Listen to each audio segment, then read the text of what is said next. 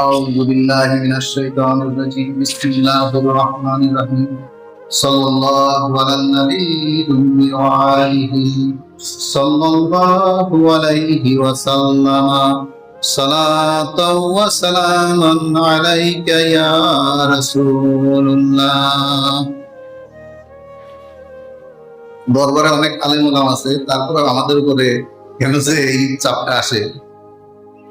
আমি নিতান্তই কখনো মাদ্রাসায় পড়িনি, স্কুল জীবনে পড়াশোনা করছি, কলেজ আর ইংরেজি বাংলা লাইনে পড়াশোনা। পীর কেবলার দামনে যখন আসলাম, আমার আগের যেসব বিশ্বাস, আমি যে ধর্মীয় কিতাবাদি পড়িনি না, আগের যে বিশ্বাস ছিল সেই বিশ্বাসগুলো দেখলাম সংশোধিত হওয়া শুরু করি। এখন যদি কেউ কোনো ভুল কথা বলে, আমি ধরতে পারি সে ভুল করে, সে মৌলানা হলেও ওই মৌলানার ভুল আমি এখন ধরতে পারি। তো কি বলবো? যাই হোক, এইসব ভুল আলোচনা করবো না। আমাকে বলা হয়েছে ইমাম হুসাইন রাদিয়াল্লাহু আনহু জীবনের উপরে কিছু কথা বলা। আসেন আমরা ওনার জন্মের সময়কার কথায় আসি। ওনার জন্মের পরে দয়াল নবী খুব খুশি হলেন, সাহাবেবৃন্দ খুব খুশি হলেন, ওনার আব্বা আম্মা তো হলেন, এবং ওনার জন্ম পৃথিবীতে আসায় আমরা যারা আছি আমরা খুব খুশি হয়েছি। তেমনি ওনার যখন কারবালার প্রান্তরে শাহাদত হয়ে গেল, সেটার জন্য আমরা দুঃখ ভারাক্রাম। উনি যখন ছোট ছিলেন, একবার নবীজি ওনাদের বাসায় তশরিফ নিলেন। নবীজি দেখলেন যে দুইজনই অসুস্থ হয়ে শুকায় গেছে। ইমাম হাসান এবং হুসাইন দুইজনই অসুস্থ, দুইজনই ক্ষীণ হয়ে গেছে স্বাস্থ্য। তো উনি বললেন যে মা ফাতেমা এবং আলী রাদিয়াল্লাহু বললেন যে তোমরা রোজা রাখো, 3টা রোজা রাখার কথা নবীজি। আগের যুগে এই আমলগুলা ছিল, কিন্তু এই আমলগুলা সমাজ থেকে উঠে গেল। আগে সন্তান অসুস্থ হলে মা বাবা রোজা রাখে, হ্যাঁ, এই সুন্নতটা পালনের উদ্দেশ্যে রাখে। কিন্তু এই সুন্নতটা আমাদের সমাজ থেকে তথাকথিত আলেমরা, তথাকথিত পার্টিলারা, তথাকথিত জামাতালারা, তথাকথিত আলেমরা, এটা সব উঠাই সেই এর সামনে কি কোরআন নাই? আছে। ওনার তখন মা ফাতিমা রাদিয়াল্লাহু আনহা, আলী রাদিয়াল্লাহু আনহু এবং ওনাদের যে কাজে দিয়েছিল পিজ্জা রাদিয়াল্লাহু আনহা, ইনারা 3জনই রোজা রাখলেন। পরপর 3 দিন 3টা রোজা রাখলেন। ওনারা যখন ইফতারে এসে বসলেন, 3জন 3টা রুটি বানাই নিয়ে বসলেন। 3 দিন 3 রকমের মেহমান আসলো। একদিন একজন কয়েদি আসলো, খায়নি, দীর্ঘদিন পরে কারামত হলো। একদিন এক ভিনদেশে আসলো, এরকম 3জন 3 দিন সওয়াল করলো। ওই সময় আসে আল্লাহ পাঠালেন ওনাদের পরীক্ষার জন্য। পরীক্ষাটা আল্লাহ পাঠালেন উম্মতের জন্য, উদাহরণ করে রাখার জন্য। ওনারা কি করলেন? একটা রুটি দিলে তো হইতো, একজন মানুষ থেকে আসছেন, 3জন 3টা রুটি দিয়ে দিলেন, পানি দিয়ে ইফতার করলেন। হ্যাঁ, এর সামনে আর ওই বাতি নিভানোর সামনে বাতি নিভাই দিয়ে টাক খাওয়াইলো। এর সামনে কোরআনে আয়াত এসে গেল। আল্লাহ এই মেহমানদারি খুব পছন্দ করলেন। তো মেহমানদারি কি করে করতে হয় ওনাদের জীবনে সেটার উদাহরণ আছে, ওনাদের মা বাবার জীবনে ওইটার উদাহরণ আছে। এখন আলেম ওলামা যে আমাদের বক্তব্য শোনায়, এই বক্তব্য আমাদের মন কেন ধরে না? তারা এই আমলগুলো আমাদের শোনায় না। আমরা তো সাধারণ মানুষ, আমরা চাই, আমরা আমল করতে পারি না, আমল আমিও পারি না। পীর মুর্শিদের দরবারে আমি হয়তো তার দামান ধরতাম না। আমি মনে করছি যে না, আমি যে আমল করি বা যতটুকু করবো এটুকু আমার জন্য যথেষ্ট নয়। এজন্য আমার একজন অলি প্রয়োজন, হ্যাঁ, একজন আমার মুর্শিদ প্রয়োজন, যিনি আমাকে দুনিয়ার পথ দেখাবেন, আবার অন্ধকারাচ্ছন্ন কবর হাসরের অন্ধকারাচ্ছন্ন জীবনে আমাকে পথ দেখাবেন, যিনি আমাকে মুক্ত করবেন। আমি ওই জন্য দুনিয়ায় আমি চেষ্টা করি আমার পীর মুর্শিদ দিকে নজর রাখার, আমার যে সামর্থ্য আছে সেই দিক দিয়ে, আর আমার পীর মুর্শিদ আমাকে তার দিক দিয়ে নজর রাখে। তো আমরা সবাই যারা দরবারে আসি, আদব হওয়া উচিত, যার যেমন গিয়ে সে অনুযায়ী দরবার গিয়ে। কিন্তু আমরা সে দরবারের সেই আদবের দিকে খেয়াল করি, সেই দিকে কেউ খেয়াল করে। আপনি আছে সেক্ষেত্রে আপনি করবেন, আপনি নিতান্ত নিহায়ত করি তো আপনি বেশি বেশি বিপদবন্দি করে হেল্প করতে পারেন। হ্যাঁ, বেশি বেশি সোয়াব ইহসানের মাধ্যমে ফিরতে শিখাই দিছে। যার ধন সম্পদ আছে তাই করবেন, অন্য জায়গায় দেন, দরবারে কিছু দেন। আমার বলার উদ্দেশ্যে পীর কেবলা কোনোদিনও কারো কাছ থেকে চেয়ে নেন না। আর উনি যদি কারো কাছে চান, ওরকম বিশেষ কারোর কাছে চাইতে পারেন, যে যারা চাইলে কোনো কিছু মনে করবে না, এমন লোকের কাছে চান, চাইলে উনি চান না। আপনাদের কারো কাছে আমার ভাব চান না। ইভেন আমরা যে একটা ওরস করি, তাদের যে পড়াশোনা, সেই পড়াশোনার ব্যাপারে কোনোদিন আমভাবে সবার কাছ থেকে বা ওরসের ময়দানে আমরা কোনো টাকা পয়সা উত্তোলন করি না। বিভিন্ন দরবারের অবশ্যই কিন্তু টাকা পয়সা উত্তোলন করে। আসেন আমরা ইমাম হুসাইনের জীবনে ফিরে যাই। উনি কি করতেন? নবীজির পিঠের উপরে উনি উঠতেন, নবীজির পিঠকে ঘোড়া বানায় উনি নবীজির পিঠে চড়তেন। আল্লাহ এটা পছন্দ করলেন। তো নিজের সন্তানদেরকে যদি কেউ ওই মহব্বতে পিঠে চড়ায় তাহলে ওই সুন্নত পালন হয়ে যাবে। নিজের নাতিপতিকে যদি কেউ ওই মহব্বতে পিঠে চড়ায় তাহলে ওই সুন্নতটা পালন হবে। কিন্তু আমরা এই সুন্নতের দিকে যাই না, আমরা ঘোড়া কিনে দেই, আমরা গাড়ি কিনে দেই, এই কিনে দেই, ওই কিনে দেই, হ্যাঁ, বিভিন্ন মূর্তি দিয়ে বানিয়ে দিই, কিন্তু নিজের পিঠে আমরা চড়াই না। শুধু তাই নয়, নবীজি সিজদায় গেলেন, ইমাম হুসাইন ওনার গর্দানের এখানে মাথার উপরে উঠে বসে গেলেন। নবীজি সিজদা করেই যাচ্ছেন, সুবহান রাব্বিল আলা, নবীজি মাথা উঠাচ্ছেন না। উনি ৭২ বার করে ফেললেন, ইমাম হুসাইন নামলেন, উনি কি করলেন? না, মাথা উত্তোলন করলেন ৭২ বারে। ৭২ বার নবীজি তসবিহ পড়া হয়ে গেল, উনি ওনার মাথার উপরে চেপে থাকতে গেলেন, নবীজি তো মাথা উত্তোলন না। জিবরাইল এসে নবীজি একটু করাচ্ছেন, জিবরাইল এসে বললেন না না, এখন এই অবস্থায় মাথা সরানো যাবে, উত্তোলন করা যাবে না। আল্লাহর নবী, আল্লাহ এটা ঘটনাটাকে পছন্দ করেছে, করতে থাকি, তুমি করতে থাকেন। আমরা তো ওইটা জানতে চাই, এই ঘটনাগুলো আমরা এই করতে চাই। সুতরাং ছোট বাচ্চারা যদি কারো নামাজ অবস্থায় পিঠে চড়ে বসে, অনেক সময় দেখা যায় মা বোনেরা বলে যে আমি নামাজে গেলে বাচ্চাটা এত দুষ্ট আমার পিঠে চড়ে যাচ্ছে। পাশে অনেক সময় ছোট বাচ্চারা করে, এই ঘটনা শোনা যায়। তাহলে নামাইতে হবে না, পরে আপনার তসবিহ। কিন্তু আমাদের কিছু মৌলানা শিখাই দিচ্ছে ৩ বার ৫ বার ৭ বার, দরকার নাই তো। বাচ্চা একটা পিঠে উঠছে, আপনি মনে করেন ওই সুন্নত আপনার পিঠে উঠে গেছে, এটা করতে থাকে। হ্যাঁ, তাহলে এগুলা কি মহব্বতের পাবন। যে জায়গায় মহব্বত নাই সেই জায়গায় কারা হবে। কারণ মহব্বতে যে যার সাথে মহব্বত রাখবে হাসরের ময়দানে সে যার সাথে দাঁড়াবে। মুজাদ্দিদ আল হোসেন রাহমাতুল্লাহ ওনার মাকতুবাত শরীফে বহুত বার এই কবিতা এই কথা বলছেন, যে যার সাথে মহব্বত রাখে সে তার সাথে, যে ইমাম হুসাইনের সাথে মহব্বত রাখবে, ইমাম হাসানের সাথে যে মহব্বত রাখবে সে তাদের সাথে থাকবে। ইমাম হাসানের কথা উনি কি করলেন? নবীজি আগে বলে গেছিলেন। উনি কি করলেন? উনি খেলাফতের ৬ মাস অবধি ছিলেন, ৬ মাসের কিছু কম সময় উনি খেলাফত ত্যাগ করলেন। মুআবিয়া রাদিয়াল্লাহু তাআলাকে খেলাফত দিয়ে দিলেন, যে মুসলিম ধর্মের আবশ্যক বাদশাহ। যখন এইটা হয়ে গেল, তারপরে ওনাকেই কেন বিষ খাওয়ানো লাগলো আর ওনার ছোট জনকে কেন কারবালার প্রান্তে শহীদ করা লাগলো, এটা মাথায় ঢুকে। আমি বাংলা ইংরেজি পড়া মানুষ, আমার মাথায় এটা ঢুকে। কারণ ইমাম হুসাইন যখন কারবালার প্রান্তরে শাহাদাতের আগে উনি যখন বক্তব্য দিছিলেন, উনি সেই জায়গায় বলছিলেন আমাকে তুমি যেখান থেকে আসছি সেখানে ফেরত পাঠিয়ে দাও। আমি কোনো তত্ত্বের রাজা হওয়ার জন্য, বাদশাহ হওয়ার জন্য আমি এখানে আসিনি। হ্যাঁ, আমাকে কোফার লোকেরা আমার হাতে বায়াত করতে চাইছিল। কি বায়াত করতে চাইছিল? এখন পীর মুর্শিদের হাতে আমরা যে বায়াত করি সেই বায়াত, ওটা কোনো রাজত্বের বায়াত ছিল না। ওই জায়গায় যে কোথায় যাচ্ছিল সেটা কোনো, উনি কোনো জিহাদের বায়াত নিতে যাচ্ছিলেন না। হ্যাঁ, উনি যাচ্ছিলেন নফসের ইসলাহ সংশোধনের বায়াত, যেটা এখনো এই যে চালু আছে পীর মুর্শিদের মাধ্যমে। আমরা যে বায়াত গ্রহণ করছি, মুর্শিদ কয়েছে জিহাদের বায়াত, হ্যাঁ, মুর্শিদ কি কয়েছে তোমার সম্পদ আমাকে দিবা সেই বায়াত, এগুলো তো বলেন নেই। মুর্শিদ কি করবে? আপনার অন্তরের যে কালিমা আছে, কারণ যার দিলটা পবিত্র, কলটা যার পবিত্র, তাকেই শুধু আল্লাহ বেহেশতে দিবে। যে কুলসিত অন্তর নিয়ে মরে যাবে, যে অর্থাৎ যার অন্তরে দাগ থাকবে, কলবে যার দাগ থাকবে, এর মুক্তি নাই। মরার আগে বলতে খালেজ তওবা করে কলবের সমস্ত দাগ মুছে যেতে পারে, তাহলে ও বেহেশতে, নইলে ওর কোনো ওর হিসাব আছে। আর যে একবার হিসাবের মধ্যে পড়বে হাসরের ময়দানে, ওর মাপ পাওয়া কঠিন আছে। তাহলে ওয়ালটা সাফাই করা লাগবে। তো সেই সাফাই নিতে তো কুফাবাসী তাকে চিঠি দিতে বারবার আমন্ত্রণ করছে, আসেন আমাদেরকে আপনি নেন, বায়াত নেন। উনি ওই জন্যই যেতেছিলেন, যদি উনাকে নিষেধ করা হয়েছিল। কিন্তু ভাই যখন গজলটা গাচ্ছিল, এই গজলটা আমি মাঝে সাথে আগে খুব শুনতাম, আমার খুব টান নাই সে গেল। কেন? একজন যখন মুসাফির হয়, মুসাফির সাথে খারাপ ব্যবহার করা যদি ধর্মীয় রীতি না, তবু করা যায়।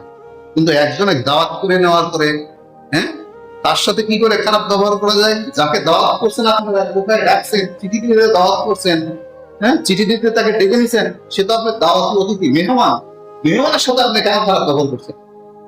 এবং এমন খারাপ ব্যবহার আপনি করছেন, আপনি পানি দেন নাই তাকে, তার পরিবার পরিজনকে পানি দেন নাই, আপনার সাহাবীদের তখন পানি দেন নাই। দয়াল নবীর 2 জন বিবির মধ্যে শামিল ছিল, তাদেরকে আপনি পানি দেন। আমরা কি বলি, দুনিয়ায় যদি একটা কুকুরও পানি না পাই, আমরা মানুষ কি করি? কুকুরটা পানি কুকুর পানি, একটা মানুষ এসে পানি চাইলো, মানুষ একটা ছোট একটা বাচ্চা ছেলে মেয়ে বাড়ির থেকে এক গ্লাস পানি নেবে, বাবা আমার খুব পিপাসা লাগছে, এদিকে যাচ্ছিলাম, একটু পানি দাও, তাই না? খুব ক্ষুধার্ত থাকলে কোনো বাড়ির সাথে যদি ওই বাড়িতে যদি দয়াল মায়ের লোক থাকে তাহলে কিন্তু খাদ্যও দেয়, খালি পানি দেয় না, কিছু খাবারও সাথে দিয়ে দেয়, মা বোনেরা দেয়। তো এইগুলো সব উঠে গেল, কারণ এইসব ওয়াজ আমাদেরকে শোনানো হয় না। বিভিন্ন কেচ্ছা কাহিনীর ভিতরে আছে সেটা শোনান, যাতে আমি ওইটা আমার জীবন বাস্তবায়ন করতে পারি এবং এই বাস্তবায়নের মাধ্যমে আমি একটা সফলতার কাছাকাছি যেতে পারি। কিন্তু আমাদেরকে এটা কেউ শিখায় না, এটা কেউ শোনায় না, বিভিন্ন কথা বলে। তাহলে কি করলো? পানি দিল না। পানি কেন দিল না? তারা তো নিজেদের দাবি করছে মুসলমান, যারা ঘিরে ধরছিল এরা তো মুসলমান নিজেকে দাবি করছে, এরা কিন্তু ওয়াক্তের নামাজ গুলো আজান দিতে জামাতে নামাজ পড়ছে। তাহলে কি যারা ঘিরে ধরছিল এরা, কিন্তু এরা কি করলো? পানি খেতে দিল না। হ্যাঁ, উনি তখন, আমি যে জাতীয় চলে হিসাব হয়ে যায় ফেরত। ইমাম হুসাইন কি বলবো, আমাকে আমি যেখান থেকে আসছি সেখানে অর্থাৎ মদিনায় পাঠিয়ে দাও। উনি বললেন তা যদি তোমরা না দাও তাহলে অন্য যে জায়গায় তোমরা খুশি পাঠিয়ে দেয়, অথবা তৃতীয় কোনো অন্য কোনো মুসলিম দেশে, অন্য কোনো মুসলিম অঞ্চলে পাঠিয়ে দেবো। তাও যদি না দাও, মদিনায় না দাও, তাহলে মুসলিম অঞ্চলে দাও। মুসলিম অঞ্চলে যদি না দাও তাহলে কোনো কাফির মুশরিকদের দেশে পাঠিয়ে দাও। কেন? তিনটা শর্তের একটা শর্ত ইয়াজিদ বা তার সৈন্য বাহিনী পালন করতে পারলো না। হ্যাঁ, তারা আবার তাদেরকে কি মনে করলো? কাফেরা মুশরিক বা মুসলমান তাদের মনে করলো না, তাদেরকে মুনাফিক মনে করাই কি সঠিক। কারণ ইয়াজিদ কখনো বলে নাই যে সে আল্লাহ বিশ্বাস করে, নবী মানে না, এটা বলে নাই। কিন্তু কর্মকাণ্ডের দ্বারা সে প্রমাণ করছে যে সে নবী মানে না। কারণ নবী যাকে মহব্বত করতো সে তাকে কতল করাইছে, লোক পাঠিয়ে সৈন্য পাঠায় বন্দি করতে পারাইছে, কতল করা দিয়ে দিয়েছে, আদেশ দিয়ে রাখছে, নইলে কতল কেউ করতে পারে। কারণ বলা ছিল তাকে যে কোনো ভাবেই হোক তার গর্দান নিয়ে আসবে না, তাকে যদি না আনতে হবে তার গর্দান নিয়ে আসবে। তারা সেই গর্দান নেওয়াটাই পছন্দ করে, যারা তখন ভিড়টি দিছিল। শুধু তাই নয়, এই ঘটনাতে কি করলেন দয়াল নবী, যে আলো ভালো বেশি ওনাকে এই ঘটনার পরে দেখা গেল, সাহাবীরা দেখলেন, বাবা আম্মাজান দেখলেন দয়াল নবীর হাতে ওই সময় রক্তের একটা বোতলও ছিল, শিশির ছিল, ইমাম হুসাইনের রক্ত দিয়ে আসা হয়েছে। এই যুদ্ধে যারা ওই ইমাম হুসাইনকে ঘিরছিল এদের চোখে দয়াল নবী কাঠি দিতে ওই রক্ত লাগিয়ে দিয়েছে, এবং এরা প্রত্যেকে অন্ধ হয়ে গেছিল, অন্ধ হয়ে এরা মৃত্যুবরণ করছে। কেউ আর মানে এরা মানে চক্ষু নিয়ে, দৃষ্টিশক্তি নিয়ে কেউ আর মরে নেই। যারা ওই ঘটনা ঘিরছিল, যারা ওই কারবালা কাণ্ড ঘিরে রাখছিল, যারা পানি যারা খাওয়ায়নি। হ্যাঁ, তাহলে নবীজির এবং নবীজির পরিবার পরিজনের প্রতি মহব্বত রাখা, আহলে বাইতের প্রতি মহব্বত রাখা, মহব্বত রাখা, এটা ঈমানের একটা অংশ। কারণ আমি যদি আজকে তাদের যদি সমালোচনা করি, আমি যদি আজকে সাহাবীদের সমালোচনা করি, তাহলে তো হাদিসের কোরআনের অনেক কিছুই এখন হয়ে যাবে। কারণ কোরআন যদি দয়াল নবীর সময় লিখিত হয়েছিল, কিন্তু সংগ্রহশালাটা কে করছিল? উসমান রাদিয়াল্লাহু সময় প্রথম সংগ্রহ করা হয়েছে এখন কোরআনের কিতাব, এখন কিছুদিন আছে। তাহলে উসমান রাদিয়াল্লাহু সময়, তাহলে তো যে কেউ বলে বুঝতে পারে যে এই আয়াত লিখতে যায় ছেড়ে পরে তো লেখা হয়েছে, পরে ভুল হয়েছিল। উসমান রাদিয়াল্লাহু সময় এটাকে লেখা হয়েছে পরিপূর্ণ কোরআন আকারে, আগে বিভিন্ন জায়গায় বিচ্ছিন্ন আকারে ছিল। শুধু তাই নয়, লিখায় তো পাইনি, একজন সাহাবী উনার কাছে একটা আয়াত ছিল, এটা সম্পর্কে কেউ আর ইয়ে দেয়নি, যার শানে নবীজি বলছিল যে এর সাক্ষ্য দুইজনের সাক্ষ্য। কারণ নবীজি একদিন একটা বাজারে উটের দাম করছিলেন, তো সেই উটের নবীজির যেহেতু যে দাম হয়ে গেছে, সেই দামের টাকা নবীজি যখন নিয়ে পৌঁছলেন, ও বললো না ওই দামে এটা হয়নি, দাম এত হয়েছে। তো একজন সাহাবী ওই জায়গায় যে মানে ওটা শুনলেন, উনার পর উনি সাক্ষী দিলেন না, যখন দামাদামি হয়েছিল আমি উপস্থিত ছিলাম, আমি শুনছি নবীজি এটা দামাদামি হয়েছে, নবীজির দাম হচ্ছে এটা বলছে। নবীজি পরে ওনাকে বললেন যে বাবা তুমি তো ওখানে ওইটা বার্গেনিং করতে পারলো, টাকাটা নিয়ে চলে গেল, ও আসলে বেশি দাবি করছিল, ইহুদি ছিল। যখন আসলে নবীজি বললো তুমি তো আসলে তখন ছিলে না, তুমি তো এটা মিথ্যা সাক্ষী দিলেন, ইয়া রাসূলুল্লাহ আপনার জবান থেকে আমরা কখনো মিথ্যা শুনিনি, আপনার উপরে কোনো কাফেরও কোনোদিন মিথ্যা তহমত লাগায়নি, আপনাকে পাগল বলছে, মজনুন বলছে, বিভিন্ন কথা বলছে আপনাকে, আপনার সম্পর্কে, কিন্তু কেউ মিথ্যুক বলে নাই। তাই আমি সাক্ষী দিচ্ছি যে আপনি যে দাঁড়া বলছেন করেছি, ওই জন্য আমি সাক্ষী দিচ্ছি যে আমি ছিলাম, আমি এটা শুনছি। নবীজি বললো যাও, আজ থেকে তোমার সাক্ষ্য দুইজনের। উনার থেকে একটা আয়াত পাওয়া গেছিল, সবকিছুই যে লিখিত ছিল, লিখিত অনেক কিছু ছোটখাটো এদের দেখা আছে অনেক কিছু হারিয়ে দিচ্ছে। তাহলে তাদের উপরে অবিশ্বাস যদি করেন তাহলে কোরআনের উপরে একটা অবিশ্বাস। আর তারপরের কথা আরো পরের দিকে আসে, বেশি পরে হাদিস সংগ্রহ হয়েছে অনেক বেশি পরে, কোনোটা 75 বছর পরে, কোনোটা 300 350 বছর পরে হাদিস সংগ্রহ করে। বুখারী শরীফ তো পড়েন, তো 250 বছর পরে লেখা, সংগ্রহ করা, লেখা তো না লিখছে, সংগ্রহ করে লিখছে। তাহলে এই যে আপনি হাদিসের কিতাবগুলো, তাহলে হাদিসগুলো সব মিথ্যা হয়ে যাবে যদি সাহাবীদের আপনি মানে নিষ্পক্ষ মনে না করেন। হ্যাঁ, তো ইমাম বুখারী সাহেবের ব্যাপারে বলতে হয়, এগুলো কথা বলতে যায়, কথা বলতে এসে যাচ্ছে। উনি কি করতেন, হাদিস যারা সংগ্রহ করছিল এনারাও কেমন ছিলেন, কেউ মসজিদে ওযু করে মসজিদে যাচ্ছে, থুতু ফেলছে রাস্তার মধ্যে, তার কাছে হাদিসে যাইয়ে গেছে, ওনারা হাদিস সংগ্রহ করেন নাই, না মসজিদের আদব রক্ষা করেন না। হাতের মধ্যে কোনো বস্তু রাখছে, খাদ্য বস্তু মনে করা ছাগল বা মুরগি ডাকতেছে দিবে খাবার, আমি অনেক সময় করি না, আয় আয় দিব, হাত দেখে হাতের মধ্যে খাবার আছে, আসলে হাতের মধ্যে কিছু নাই, তো একটা ছোট নিকৃষ্ট পানির সাথে যে তার কাছ থেকে হাদিস নেওয়া যাবে না, হাদিসটা সহিহ ছিল, ওনার নেন নেই। হ্যাঁ, তাহলে ইমাম হাসান, ইমাম হুসাইন এনাদের সামনে প্রশ্ন করছে না অনেক আপনাদের চেয়ে আমি কিছু সবক জয়নাল ভাই অনেক বেশি সবক পাইছিলাম, তারা আমার অনেক বেশি সবক পাইছিল। আমি রাজশাহী ট্রেনিং করার সময় দেখবো আপনাদের তুলনায় কারো কারো তুলনায় কিছু বেশি সবক পাইছি। ওই সময় আমি অনেক কথাই ওনার সাথে বলতাম, তখন আমার আদব লেখা ছিল না, অনেক কথাই ওনাকে আমি প্রশ্ন। পাপ পালনের ব্যাপারে উনি বলছিলেন যে এরা দূরে, ইমাম হুসাইন পাপ পালনের অন্তর্ভুক্ত, উনি নূরের তৈরি, বোঝা গেছে? শুধু নবীরাই নূরের না, আমি একবার জিজ্ঞেস করি অন্যান্য নবীদের কি ছায়া ছিল? বেকারটির লোকজনের যেমন প্রশ্ন প্রশ্ন আমি করছেন, তো কি বলবো না ছায়া ছিল না, তো কেন ছায়া ছিল না? বললো ওনারা আমাদের নবীর খলিফা ছিলেন, তাই ওনাদের ছায়া ছিল না, নবীর খলিফাদের ছায়া থাকে না, বোঝা গেছে? তো পীর মুর্শিদের কাছে আমরা আসছি, আমার এই কথাগুলো বলার এই উদ্দেশ্য, আমাদের যারা ওয়াজ করেন, যারা আমাদের কথা বলেন, তারা যেন এই ওয়াজের ফাঁকে ফাঁকে আমল গুলো আমাদের ধরাই দেয়। আমার কথা বলার উদ্দেশ্য এটা নয় আমি এখন ওয়াজের জন্য দাঁড়াই, আমি ওয়াজ জানি না, ওয়াজ সম্পর্কে আমার ধারণাই নাই যে গলার সুরটা এখানে ইয়ে করে করে সুন্দর করে করে বলতে হয়, এটা আমার জানা। তাহলে ইমাম হুসাইনের থেকে আমরা শিখলাম, উনি কি করলেন, উনি বায়াতের জন্য, অর্থাৎ ধর্মের সংশোধনের অংশের জন্য, কল করে ইসলাহ করার জন্য উনি বায়াতের কি করছেন, কুফাবাসী, কিন্তু উনাকে শাহাদাত করা হয়েছিল। কারণ যখন যে ক্ষমতায় থাকে, মুসলমানদের দুর্ভাগ্য এটা, যখন যারাই ক্ষমতায় থাকে তাদের ক্ষমতা তাদের অন্তরায় মনে করে ওদের কাটে, ওদের দেখবেন কেটে ফেলে, হ্যাঁ, হত্যা করে।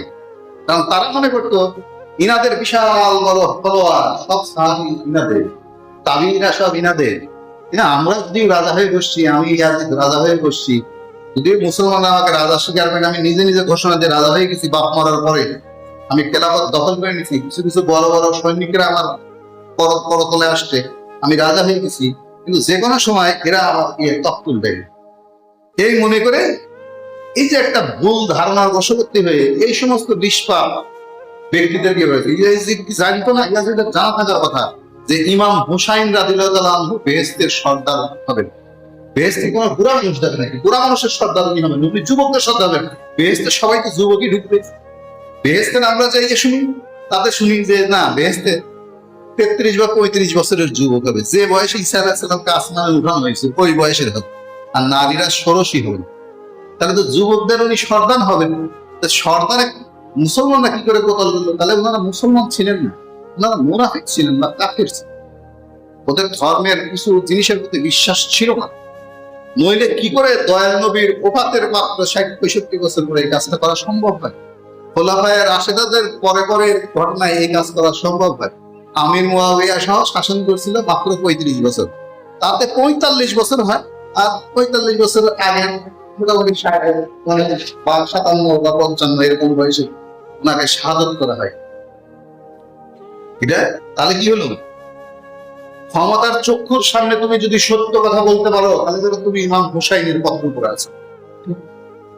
হ্যাঁ, ক্ষমতার চক্ষু, যে ক্ষমতা অন্যায় কাজ করছে, একজন মাতব্বর অন্যায় করছে, একটা গ্রামের মোড়ল অন্যায় করছে, একজন চেয়ারম্যান অন্যায় করছে, একজন মেম্বার অন্যায় করছে, একটা ক্লিনিকের মালিক অন্যায় করছে, একটা ডাক্তার অন্যায় করছে, ওর মুখের সামনে একটা রাজা অন্যায় করছে, তুই যদি তার মুখের সামনে যদি সত্য কথাটা বলতে পারো যে না এটা অন্যায় সব, তাহলে তুমি যেন ইমাম হুসাইনের পথে।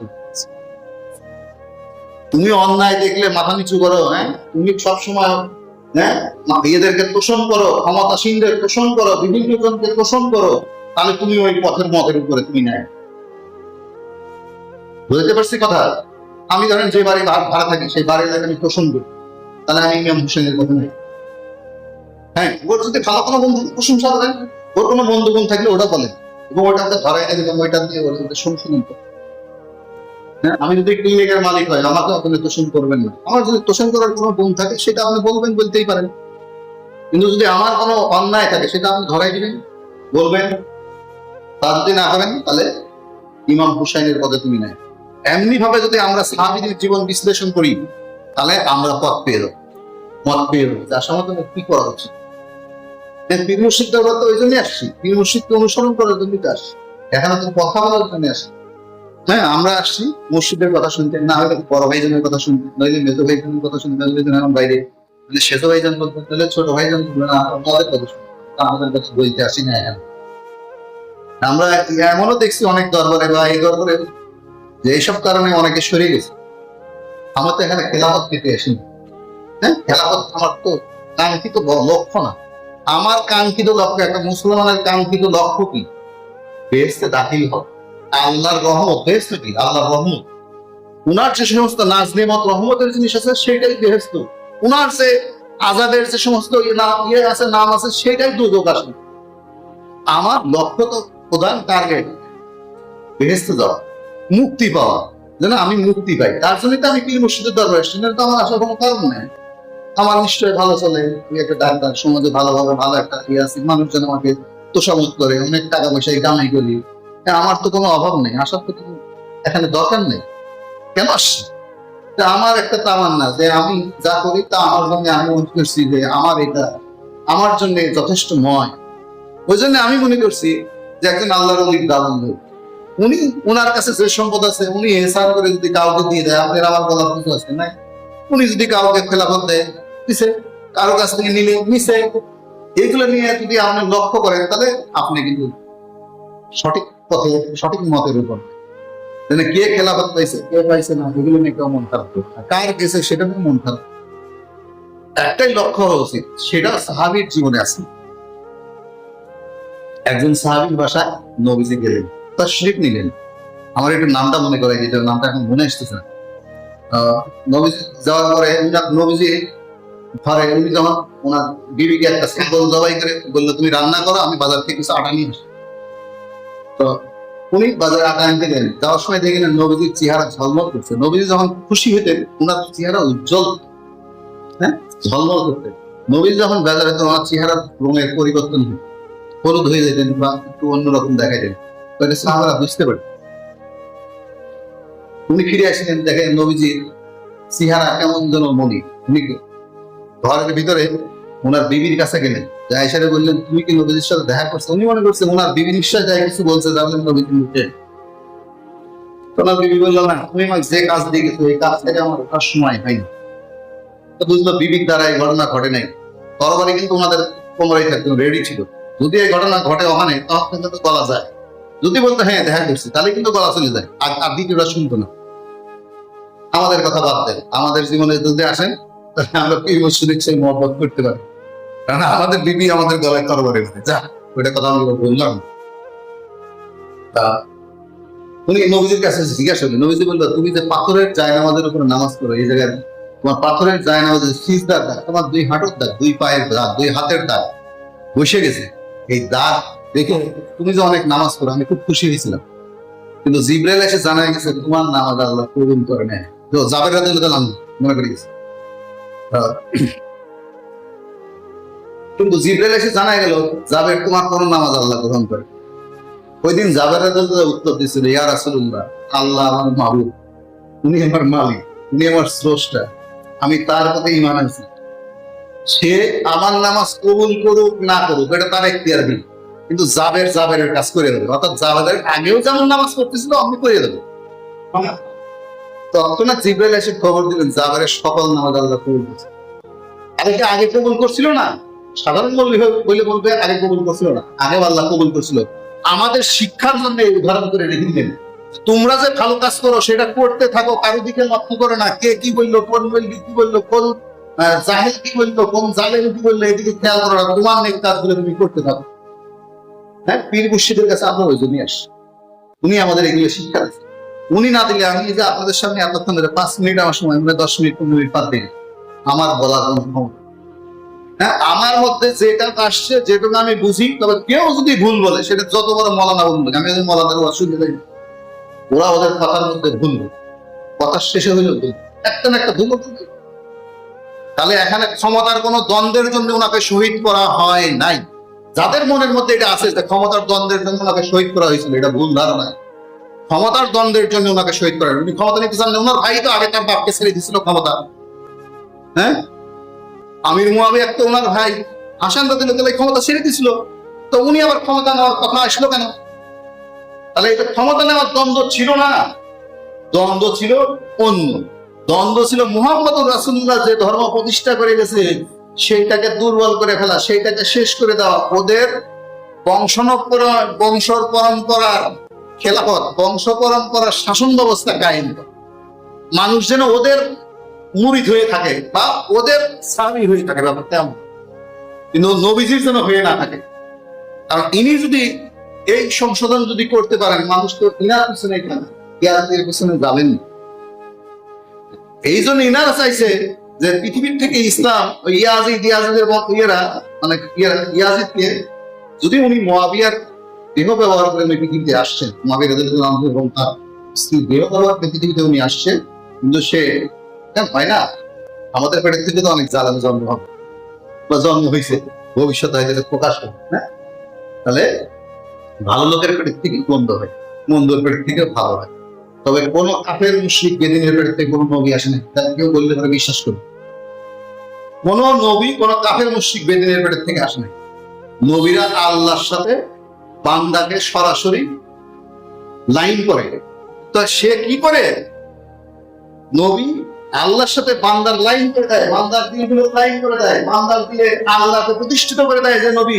সেই নবী কাফের মুশরিক থেকে আসে কিভাবে? তাহলে তো মূর্তি পূজা বৈধ হয়ে যাবে।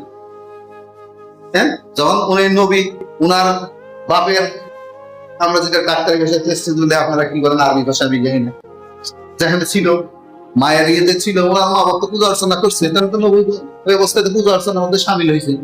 তো দেখেন সাহাবীদের জীবনে ঘটনা আছে, আলী রাদিয়াল্লাহু মা খানা কাবাব ঘুরতে পারতো, নবীজির বাপ তো পারেই নেই। নবীজি যখন নিয়ে ওনার ইয়েতে ছিল, নবীজির বাপাকে নিয়ে শিশু অবস্থায় ওনার দাদা খানা কাবাব ঘুরাইতে পারে, ওনার দাদার পা কেটে গেছে।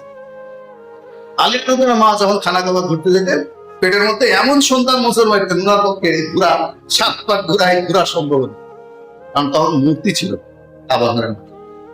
কিন্তু তাহলে ইনাদের বংশের সাথে যারা শত্রুতা করে তারা আসলে মুসলমান নয়, এদের ধর্ম মুসলিম, এরা মুসলিম ধর্মের নয়, এরা ইসলামের ধর্মের নয়।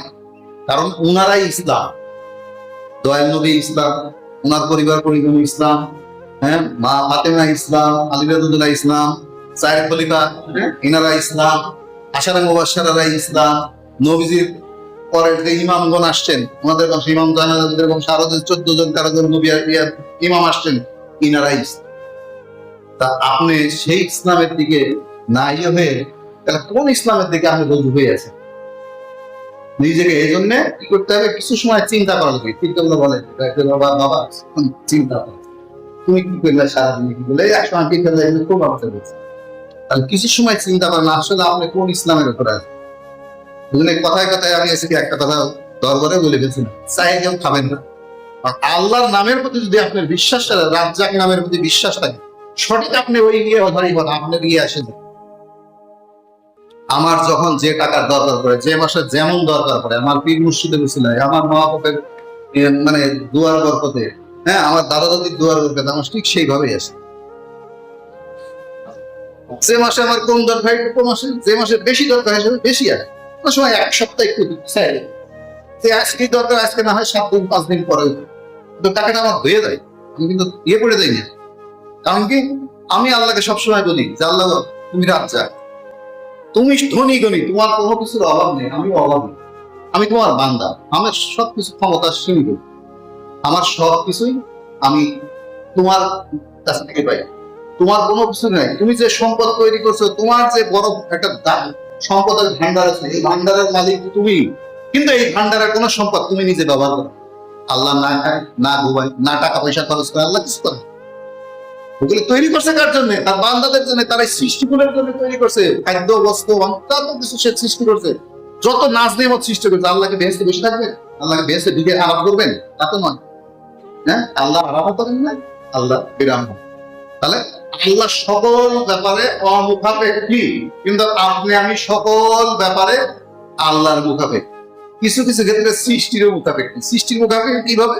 সৃষ্টির মাধ্যম দিয়ে জিনিসটা আসে, ওই মুখাপেক্ষী। এই মানে কিন্তু ওই সৃষ্টির ওই মানে তো একটা ক্লিনিকে যদি আমি চাকরি করি, তাহলে ক্লিনিকের মালিক আমার চিন্তা করা উচিত ছিল, কিন্তু চিন্তা কেন করা লাগছে না? ওর মাধ্যম হয়ে আল্লাহ আমার জিনিসটা দিচ্ছে, মাধ্যম। হ্যাঁ, টাকাটা দিচ্ছে, এটা দিচ্ছে, আপনি স্ত্রী আপনাকে খাদ্য দিচ্ছে। তাহলে আল্লাহর কাছে আমরা সকল বিচারের মুখাপেক্ষী, কিন্তু আল্লাহ সৃষ্টির মুখাপেক্ষী নয়। কারণ যখন আল্লাহ কোনো সৃষ্টি করেন নাই, কোনো কিছুই সৃষ্টি করেন নাই, তখন কি করলেন আল্লাহ? সরি, আচ্ছা, যখন আল্লাহ কোনো কিছু সৃষ্টি করেন নাই, তখন আল্লাহর যেরকম ক্ষমতা ছিল, কুদরত যেমন ছিল, যেমন এলেম ছিল, যেমন উনার সমস্ত শক্তিগুলো, সিফাতে সামানিয়া সহ অন্যান্য সিফাত, আমরা জানি যে আল্লাহর মশহুর নাম 99টা, আসমাউল হুসনা। এই নাম ছাড়াও তো আল্লাহর আরো নাম আছে। এই সমস্ত নাম, সমস্ত সিফাত কখনো উনার এখন যেমন আছে অমনি ছিল, অন্তেও অমনি থাকবে। অন্ত বলতে বোঝা যাচ্ছে উনি আর বেহেশতের থেকে দোজখে দিবেন না, দোজখ থেকে বেহেশতে দিবেন না, বেহেশতের থেকে আর বেহেশতে রেখে দিবেন, দোজখীদের দোজখে শাস্তি দিবেন। সেই সময়েও উনার সেই জ্ঞান, এই জ্ঞান ওই একই রকম থাকবে, উনার সমস্ত কিছুই একই রকম থাকবে। তাহলে যদি আমি ওই রকম বিশ্বাস স্থাপন করি, কেন ইমাম হুসাইন কি পারতেন না? মুয়াবিয়ার রাদিয়াল্লাহু ছেলে, তাকে আমরা ইয়াজিদ বলি, ইয়াজিদের সাথে একটা করে নিতে, টাকা পয়সা দিয়ে ধনী নিতে। আপনি আজকে আমি তোষামত করি কেন? আজকে আপনি আমি কেন বিভিন্ন নেতাদের তোষামত করছি, বিভিন্ন মালিকদের তোষামত করছি, বিভিন্ন এদের কেন তোষামত করছি? যার ভালো গুণ আছে তার প্রশংসা করেন, আমি না করছি না। কারণ মানুষ তাহলে আগ্রহী হবে, তার ভালো গুণের প্রশংসা করবে, যে ভাই তুমি খুব দাতা, তুমি মানুষকে দেখে দান, লোকটার আগ্রহ বাড়বে। যার মন্দ গুণ আছে, মন্দ গুণ তো স্নেহ করবেন। সরাসরি শক্ত কথায় না বলেন, নরম কথায় তো বলা যায়, হেকমতের সাথে বুঝ দেওয়া। তাহলে হেকমতের সাথে বুঝবেন। এই জায়গাটাই তো কারবালা সংঘটিত হইল, কারণ অন্যায়ের সাথে ন্যায়ের একটাই। এবং তারা মনে করলো যে এই কারবালায় সব শেষ করে দিলেই এগুলি শেষ হয়ে যাবে। শেষ হয় নাই। ইকবাল বললেন, আল্লামা ইকবাল বললেন যে প্রত্যেক কারবালার পরে ইসলাম জিন্দা হয়েছে। এক একটা কারবালা হয়েছে, তারপরে ইসলাম আরো জিন্দা হয়েছিল। ইমাম হুসাইনের রক্তে ইসলাম জিন্দা হয়েছিল। আজ অবধি তার প্রশংসা চলছে। ইয়াজিদকে আজকে খারাপ ভাবে আমরা স্মরণ করছি, কিন্তু ইমাম হুসাইনকে আমরা স্মরণ করছি চোখের পানি ফেলে। হ্যাঁ, এটাই ইসলাম। ইসলাম আপনাকে বুঝতে হবে। শুধু 5 ওয়াক্ত নামাজ করলেন, রোজা করলেন, হজের সময় হজ করে আসলেন, যাকাতের সময় যাকাত দিলেন, এটাই ইসলাম নয়। ওইটা ইসলামের মূল স্তম্ভ। ইসলামের ঘরটা 5টা স্তম্ভের উপরে আছে, 5টা খুঁটির উপরে আছে। 4 কোণার 4 খুঁটি, ওইটা মাঝের খুঁটিটা ঈমান। যখন আপনি ঈমান আনলেন, আল্লাহ এবং তার রাসূলের প্রতি ঈমান নিয়ে আসলেন, এগুলো ব্যাখ্যা করে আমি অনেক যমুনাকে একসময় খুব বুঝাইছি। এক আল্লাহর প্রতি ওইভাবে ঈমান আনা, তার জাত এবং সিফাত সহ। যখন আল্লাহর সিফাতকেও বিশ্বাস করবে, ওর সুদ খাওয়া যাবে না, ওর ঘুষ খাওয়া যাবে না, কারণ ও রাজ্জাক। আল্লাহ যদি দেয়, তাহলে আপনি সুদ ঘুষ খান কেন? যদি সুদ ঘুষ আপনি খান, তাহলে আপনার রাজ্জাকে বিশ্বাস নয়। যদি একটা জালেম শাসকের তোষামতি করে তার কাছ থেকে বেশি টাকা বেতন বাড়ায় নেন, তাহলে আপনি ইসলামের না, ইমাম হুসাইনের না। ইমাম হুসাইনের না মানে আপনি ইসলামের না, আপনার মধ্যে মুনাফিক আছে। আপনি আল্লাহ রাজ্জাক পরিপূর্ণ বিশ্বাস স্থাপন করেন নাই। হ্যাঁ, আল্লাহ যদি সবকিছু করে আপনি বিশ্বাস করেন, ওই জন্য আমি বলছি স্ত্রীর কাছে খাওয়ার চাবেন না। সময় হলো ওদিকে, এখন আজান দিবে। হ্যাঁ, আমি শেষ করছি। তো আমার কথায় যদি কোনো ভুল ত্রুটি হয়, যার কাছেই করে থাকি। আসসালামু আলাইকুম।